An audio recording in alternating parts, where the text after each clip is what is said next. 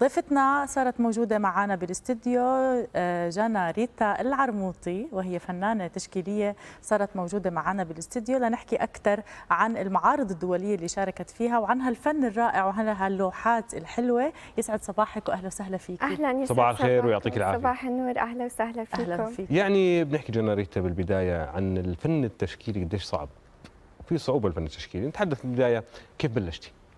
بلشت من وأنا صغيرة طبعا، زي يعني رسم طفولة، مش إنه احترافي زي هلا. نعم.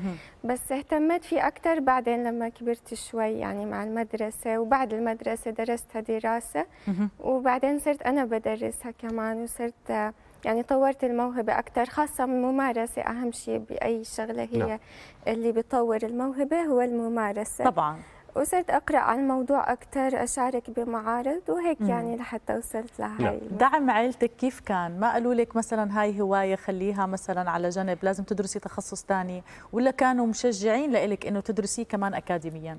لا، أهلي كثير مشجعين، ماما وبابا وإخواني بالبيت والكل يعني الله كانوا يخلي لك إياهم. يشجعوني. طبعا والدتك معنا هاي ماما بالاستديو، معنا. نوجه لها تحية. تسلمي. يعني أنا درست برضه تخصص ثاني على فكرة، درست أدب فرنسي وإنجليزي، بس نعم. كان فيه برضه عن الفنون. طبعا حلو. الأدب حلو. ما بيخلى من الفنون، ودرست الفن التشكيلي مع وزارة الثقافة، وصرت يعني مع المعارض برضه أتعرف على الثقافات أكثر، الغرب برا، وعملت تنظيم أنا برضه معارض، فهيك صار يعني تطور المراحل. طيب جانا ريتا، سمعنا عن تكريمك فنيا من قبل ملك بريطانيا. مزبوط. تحدثينا عن هذا التكريم وسبب هذا التكريم. اوكي. وكيف وصلت أعمالك لبريطانيا؟ لبريطانيا يعني شيء جميل. هي كانت مسابقة منظمتها السفارة البريطانية بالأردن. روعة. عن تغير المناخ، طبعا موضوع كثير حاليا عم بيأثر علينا، كثير مهم نسلط الضوء عليه. فعملت لوحة عن هذا الموضوع مع نص كان مطلوب نكتب عنه كمان، وكانت لوحتي من الفائزين، وكان مفاجأة أنه بيكرمنا نفسه، كان أمير وقتها، ولي عهد الأمير تشارلز، وهلا صار ملك يعني. أكيد. حلو. قديش كانت الدول المشاركة في هذه المسابقة؟ لا، بهاي المسابقة كانت للأردن، بس في مسابقات تانية شاركت فيها دولية مع كوريا وبلاد تانية. نعم. كنت برضه من الفائزين. بمثل الأردن. كيف الآلية اللي كنت تشاركي فيها بالمعارض الدولية بمختلف البلدان والدول؟ على الأونلاين، خاصة مع الكورونا كتير صار الأونلاين دارج، فكان على السوشيال ميديا بيعلنوا عن المسابقة، وكنت أبعث أعمالي وإنه يوصل رسائل للفائزين. حلو. حلو. ما يميز رسوماتك واليوم فن جانا ريتا تحدث عن الدمج بين المدارس القديمة لهذا الفن وأيضا الحديثة والمعاصرة، نتحدث عن هذا الموضوع وكيف قدرت تدمجي بين الشقين. مزبوط. هلا الفن دائما اكيد بنبلش بالاساسيات، دائما بنحكي اللي هو نقل الواقع مثل ما هو. بعد هيك بصير عندنا الابتكار اللي هو بيكون دور الفنان انه يضيف شغله جديده. طبعا ما يقلد فنان ثاني ضاف شيء جديد، أكيد. لانه بصفي نفس الشيء عم بيقلد. نعم. لازم هو نفسه يضيف من عنده، من خياله، حتى يصير في تناغم اكثر بين احساسه الجوا مع الالوان والاشكال اللي باللوحه، فبصير عنده بصمته الخاصه. أكيد. عندك رسائل كتير بتحبي توصليها دائما للجمهور اللي عم بيشوف لوحاتك، ومن خلال هالرسائل أيضا عندك مساعدات لأطفال ولأيتام، كنتي عم بتحاولي دائما تقدمي لهم المساعدة. احكي لنا أسست أكثر. مبادرة. نعم صحيح. بالضبط. مزبوط. هو كان في مبادرة تختص بهذا الموضوع، مبادرة الفن والحياة، وعملت برضه أشياء تانية بتهتم بمواهب الأطفال بشكل خاص، لأنه كتير بيجيهم طبعا مساعدات يعني، بس على المواهب مو كتير بيكونوا مسلطين الضوء، فحبيت أسلط الضوء على مواهب طيب الأطفال. جانا ريتا، الآن بنعرض الرسومات تاعونك، نتحدث عن هاي الرسومات وتحديدا هاي الرسمة، يعني شو بتحكينا عنها؟ هون بحب زي ما قلت أدمج المدارس التشكيلية، برضه بدمج ألوان وبدمج التناقضات، الأسود الأبيض، السواد والظلام، الفرح. حتى معرضك اسمه من الأسود إلى الأبيض. مزبوط، من الأسود إلى الأبيض، بس كان فيه كتير فلسفة، أمور عميقة أكثر من تناقضات، أشياء ثانية كان فيه. شو الألوان اللي بتستخدميها؟ بستخدم أكثر شيء الأكريليك والزيت، بس أوقات بعمل ميكس ميديا وبستعمل يعني طب أشياء. أنت دخلتي علينا معك هاي حاملتها بإيدك، يعني حاسها لها معاني كثيرة هاي الرسمة يا جانا ريتا؟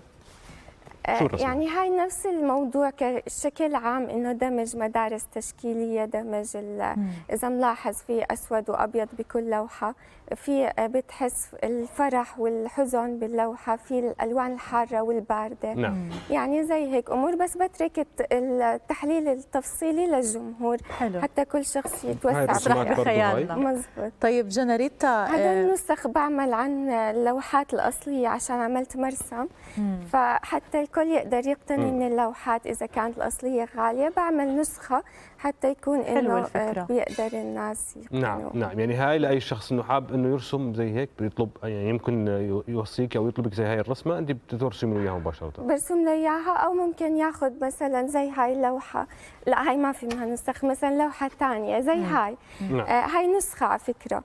اللوحة الأصلية مثلا تكون سعرها عالي، بعمل له زيها نسخة بسعر أقل. شو نعم. بتفرق اللوحة الأصلية على النسخة؟ هلا اكيد بيفرق كثير من ناحيه انه اللوحه الاصليه غير عن النسخه، انه بتكون خلص هي الالوان فيها، بس يعني برضه ممكن كشكل او كديكور اللي بيحبها بتعطي نفس شو الشيء، بتستخدمي الوان؟ بس معها شهادتها وتوقيع وكل شيء. الالوان هاي اذا كان طبيعي او شيء تراديشنال بستخدم زيتي، بيعطي ملمس الواقع اكثر بالالوان. والحلو فيه انه خفيف، يعني نعم. بنقدر حتى نعلقه على الحيط اذا بدنا نحطه ببرواز هيك ناعم. طيب جنريتا، حسيتك بتحبي ترسمي الوجوه اكثر؟ في برضه عندي تشكيل، بس صح بحب بميل للوجوه اكثر، بحسها هي اكثر شيء معبره، خاصه يعني الوجه الانسان هو بيعبر عن شو الشخص او العيون. جنريتا، يعني شاركتي بكثير من المهرجانات والفعاليات سواء محليا او دوليا. تحدث وين حابه تكوني، مشاركاتك القادمه وين حابه اسمك يوصل؟ هلا أنا شاركت ونظمت برضه آخر مرة كان في معرض بلبنان دولي، كان يعني طلعنا وفد من الأردن. نعم. وجبنا من بلاد ثانية. حلو. كان أردني هندي لبناني، وعملت زيه بالأردن قبل هيك، وهلا إن شاء الله يعني يصير نفس الشيء. حلو. شاركتي كمان بلجان تحكيمية؟ مزبوط، كنت لجنة احكي لنا عن هالتجربة أكثر. هلا آخر وحدة كانت بالأردن مع مدرسة الراهبات، كانت على مستوى المدارس. كان في تبعون المدرسة موجودين قدامنا بيرسموا، بس الباقي على الأونلاين شاشة زي هيك بنشوفهم بيرسموا بيبعتوا لوحاتهم. كانت تجربة حلوة إنه إحنا كيف عم نختار فائزين. أكيد بس بيكون صعب إنه بتكوني حابة تفوزين تفرحيهم كلهم، خاصة إنهم طلاب يعني يمكن الفئة العمرية شوي تكون صغيرة. مزبوط. وفي شاركت على وقت الكورونا على الأونلاين مع بلاد برا وكرواتيا. نعم. حلو حلو. جنريتا، يعني دائما أي فنان سواء كاتب سواء فنان ثقافي فنان تشكيلي أي فنان في صعوبات وتحديات. تحدث عن التحديات اللي واجهتك والصعوبات، واكيد تجاوزتي هذه التحديات وصلتي لهون. شو بتحكي لهم، وايضا اللي بيدرسوا فنون الان في الجامعات؟ اكيد. هلا اهم شيء صعوبات، ممكن زي ما قلت الناس يصير يحكي انه لا الفن ما بطعمي خبز او شو بدك فيه، فبدنا نثبت لهم انه لا بنقدر نبيع لوحات، تقدروا بالعكس انه اي شيء بتحبه شو ما كان تبدع فيه بصير انه هو شغلك الاساسي.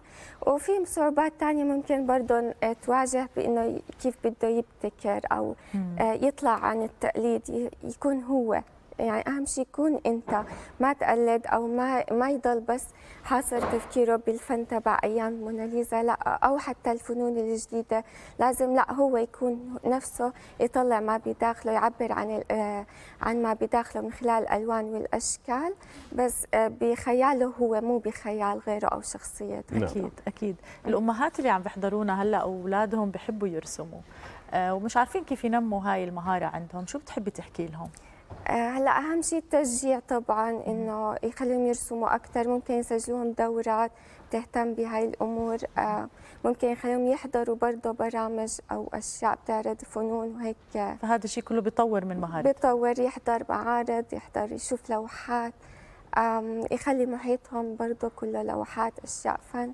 هاي كلها اشياء يعني بتنمي التغذيه البصريه للطفل وبتخليه يتشجع اكثر انه حلو. يرسم. نعم. جنريتا، شو لما رسمتي اول رسمه كانت اكيد كان فيها اخطاء كثير، اكيد عملت لك تحدي جديد، بحياتك، كيف بلشتي بهاي الرسمات وين وصلتي الآن لإتقان هذه الرسمات؟ هلا اول رسمه ما بتذكرها كثير لانه كنت كثير صغيره. على الحيطان من هون لازم نسال والدتك.